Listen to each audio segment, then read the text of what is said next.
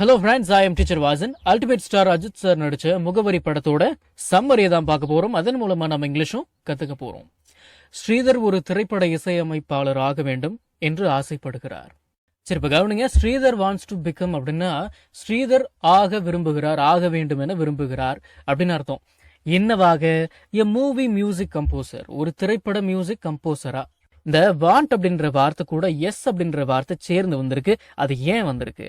ஏன்னா இந்த வாக்கியம் சிம்பிள் பிரசன்ட்ல இருக்கு. இந்த சிம்பிள் பிரசன்ட்ல ஒரு ரூல் இருக்கு.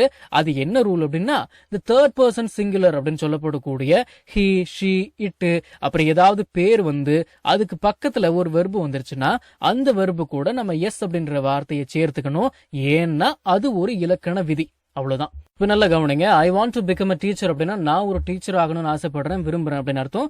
I want to become a doctor அப்படின்னா நான் ஒரு டாக்டர் ஆகணும்னு ஆசைப்படுறேன், இல்ல விரும்புறேன் அப்படின்னு அர்த்தம். இதுவே அவர் ஒரு டீச்சர் ஆகணும்னு ஆசைப்படுறாரு, அவன் ஒரு டீச்சர் ஆகணும்னு ஆசைப்படுறான் அப்படின்னு வாக்கியத்தை அமைக்கிறதா இருந்ததுன்னா இந்த வாண்ட் அப்படின்ற வார்த்தை கூட எஸ் சேர்க்கணும். ஏன்னா அது ஒரு இலக்கண விதி. வாண்ட் அப்படின்றது தான் இந்த வாக்கியத்துல வெர்பு. சரிங்களா? he wants to become a teacher, she wants to become a doctor. இப்போ he, she இவங்களுக்குலாம் ஒரு பேர் இருக்குமா இல்லையா? இப்போ Karthik wants to become a teacher, அந்த வாண்ட் கூட எஸ் சேர்க்கணும் பேர் வந்தாலும். இந்த இலக்கண விதி சிம்பிள் பிரசன்ட் டென்ஸுக்கு மட்டும்தான் பொருந்தும். அப்புறம் நீங்க பாட்டும் போயிட்டு எல்லா டென்சஸ்லயும் அப்ளை பண்ணிட்டு இருக்காதீங்க. இந்த எஸ் சேர்க்கிற விதியெல்லாம் சிம்பிள் பிரசன்ட் டென்ஸோட முடிச்சுக்கணும். இப்போ உங்கள சில பேருக்கு இந்த டவுட் வந்திருக்கும். பிகம் அப்படின்றதும் ஒரு வெர்பு தானே? நீங்க நினைக்கிறது கரெக்ட் தான். ஆனா இந்த வாக்கியத்துல பிகம் அப்படின்றது வெர்பு கிடையாது. ஏன்னா அதுக்கு முன்னாடி டூ வந்திருக்கு. பிகம் அப்படின்றது வெர்பு தான், வெர்பா எடுத்துக்கலாம். ஆனா அதுக்கு முன்னாடி என்ன வந்திருக்கு? டூ வந்திருக்கு. அப்போ டு பிகம் அப்படின்னா என்னது? ஒரு இன்ஃபினிட்டிவ். சரிங்களா? அது இங்க வெர்பா வர கிடையாது, இன்ஃபினிட்டிவா மாறிடுச்சு. ஏன்னா டூ வந்துட்டதால. சரிங்களா? மற்றபடி வாண்ட் அப்படின்றது தான் இந்த வாக்கியத்துல வெர்பு. வாய்ப்புக்காக அவர் 8 ஆண்டுகளாக கடுமையாக போராடுகிறார். he struggles. சரி, இப்ப கவனிங்க. ஸ்ட்ரகிள் அப்படின்னா கடுமையாக போராடுவது, கடுமையாக கஷ்டப்படுவது, கடினமாக முயற்சி செய்வது. இன்னும் பேச்சு தமிழுக்கு ஏத்த மாதிரி சொல்ல போனா ரொம்ப கஷ்டப்பட்டு போராடுறது, ரொம்ப கஷ்டப்படுறது, ரொம்ப கஷ்டப்பட்டு முயற்சி பண்றது அப்படின்னு அர்த்தம். he struggles for 8 years அப்படின்னா அவர் 8 ஆண்டுகளாக கடுமையாக போராடுகிறார். எதுக்கு? டு கெட் எ சான்ஸ், ஒரு வாய்ப்பை பெறுவதற்கு. இந்த கெட் அப்படின்ற வார்த்தைக்கு பெறுவது அப்படின்னு அர்த்தம் இருக்கு. சரிங்களா? சரி, ஓகே. அடுத்தது, அவர் விஜயை காதலிக்கிறார், அவளும் அவரது இசை கனவுக்கு துணையாக இருக்கிறாள். he loves Vijay and she supports his musical dreams. இந்த வாக்கியத்துல லவ் கூட ஏன் எஸ் சேர்ந்து வந்திருக்கு, சப்போர்ட் கூட எதுக்கு எஸ் சேர்ந்து வந்திருக்கு அப்படிங்கிறது உங்களுக்கு தெரியும். அதுதான் பாட்டா படிச்சேன், உங்களுக்கு மனசுல ஏறி இருக்கும்னு நம்புறேன். சரி, சப்போர்ட்ஸ் his, supports his அப்படின்னு சேர்த்து தான் உச்சரிக்கணும். she supports his musical dreams அப்படின்னா அவள் அவருடைய இசை கனவுக்கு சப்போர்ட் பண்றா அப்படின்னு அர்த்தம். she supports அப்படின்னா அவ சப்போர்ட் பண்றா அப்படின்னு அர்த்தம். சரிங்களா? ஓகே. ஒரு பட வாய்ப்பு வருகிறது, ஆனால் அது கடைசி நேரத்தில் நின்று போகிறது. a movie chance comes, ஒரு பட வாய்ப்பு வருகிறது, பட் ஆனால் இட் இஸ் கேன்சல்ட், அது கேன்சல் செய்யப்படுகிறது. at the last minute, கடைசி நேரத்தில். ஒரு மூவி சான்ஸ் வருது, ஆனா அது கடைசி நேரத்துல கேன்சல் ஆயிடுது. சரி, விஜயின் தந்தை ஸ்ரீதரை ஒரு நிலையான வேலை வாங்க சொல்கிறார், வேலைக்கு போக சொல்கிறார். விஜி அப்படின்னா விஜி தான், விஜிஸ் அப்படின்னா விஜயினுடைய, அப்பாஸ்ட்ரஃபி எஸ் வந்துருச்சுன்னா உடைய அப்படின்னு அர்த்தம் கொடுக்கும் இல்லையா? சரி, விஜிஸ் ஃபாதர், விஜயினுடைய தந்தை, டெல்ஸ் ஸ்ரீதர், ஸ்ரீதர் கிட்ட சொல்றாரு. என்ன சொல்றாரு? To get a stable job, ஒரு ஸ்டேபிளான வேலை வாங்க. இந்த கெட் அப்படின்ற வார்த்தைக்கு வாங்குவது, பெறுவது அப்படின்னு அர்த்தம் இருக்கு.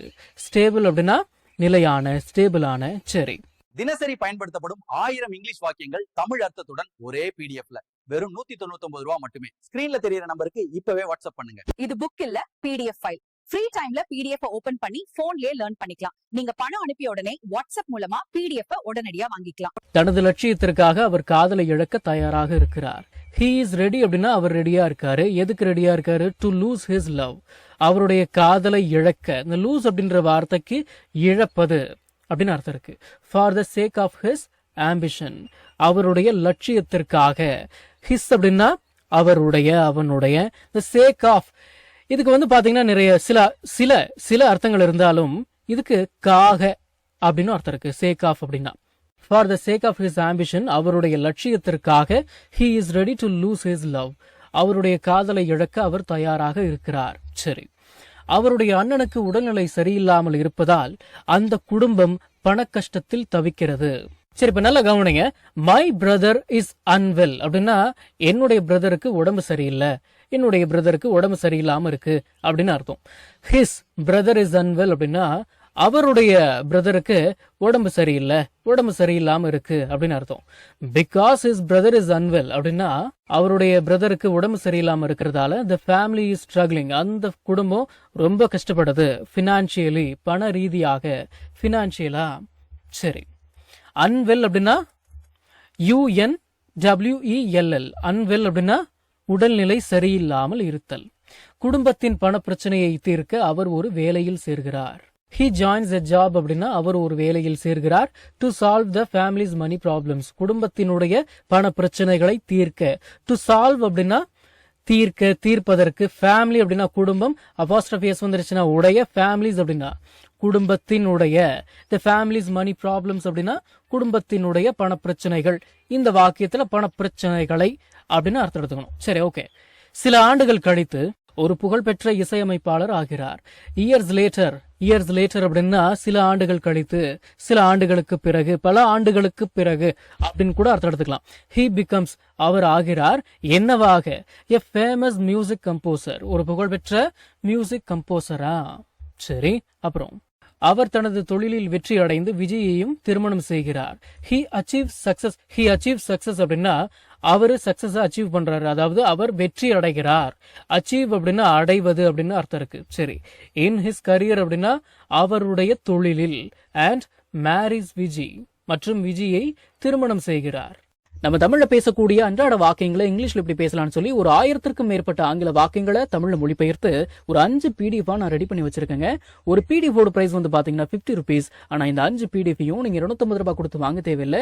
ஜஸ்ட் 199 rupees பே பண்ணி நீங்க வாங்கிக்கலாம். இந்த PDFஸ்ல இருக்கக்கூடிய 1000 வாக்கியங்களும் பேசக்கூடிய வாக்கியங்கள் தானே தவிர இந்த சென்டென்ஸ் கொடுத்து வச்சிருக்காங்களே இதை நான் எங்க பேச போறேன் அப்படின்ற ஃபீலே உங்களுக்கு வராது. இதை நீங்க PDF ஃபார்மேட்ல வாங்கிக்கிறதால உங்களுடைய ஃப்ரீ டைம்ல PDF ஓபன் பண்ணி போன்லயே லேர்ன் பண்ணிக்கலாம். நீங்க பணம் அனுப்பின உடனே வாட்ஸ்அப் மூலமா உங்களுக்கு 5 PDFையும் அனுப்பிடுவேன். So what are you guys waiting for? ஸ்கிரீன்ல தெரியுற நம்பருக்கு இப்பவே வாட்ஸ்அப் பண்ணுங்க, இல்லனா கால் பண்ணுங்க.